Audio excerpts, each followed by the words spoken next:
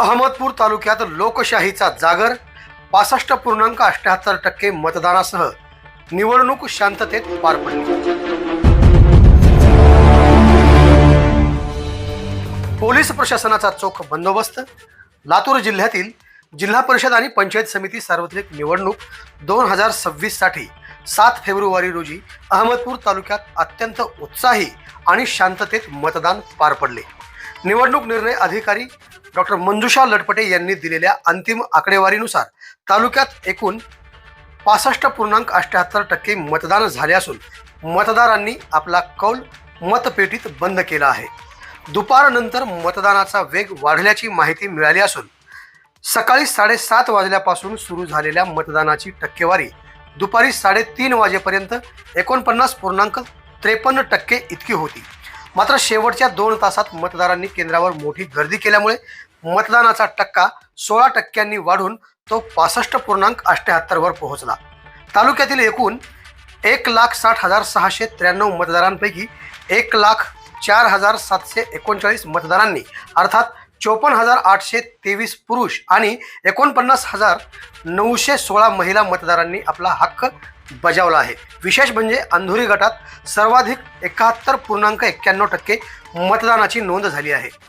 विशेषतः ग्रामीण भागात महिला मतदारांचा उत्साह लक्षणीय होता। नामदार बाबासाहेब पाटील यांचे मतदान या निवडणुकीचे खास आकर्षण म्हणजे महाराष्ट्र राज्याचे सहकार मंत्री नामदार बाबासाहेब पाटील यांनी तालुक्यातील शिरूर ताजबंद येथे आपल्या मतदानाचा हक्क बजावला। यावेळी त्यांनी मतदारांना लोकशाही बळकट करण्यासाठी मोठ्या संख्येने मतदान करण्याचे आवाहन केले। आता बघूयात जिल्हा परिषद गट निहाय अंतिम मतदान। खंडाळी गट 18,543 मतदान 69.4%। हाडोळती गट 17,393 मतदान 63.69%। शिरूर ताजबंद गट 18,344 मतदान 64.34%। अंधोरी गट 17,459 मतदान 71.91%। सर्वाधिक किनगाव गट 15,428 मतदान 60.36%। सावरगाव रोकडा गट 17,212 मतदान 63.89%। पोलीस प्रशासनाचा तगडा बंदोबस्त। निवडणूक काळात तालुक्यात कुठेही अनुचित प्रकार घडू नये यासाठी पोलीस प्रशासनाकडून चोख नियोजन करण्यात आले होते।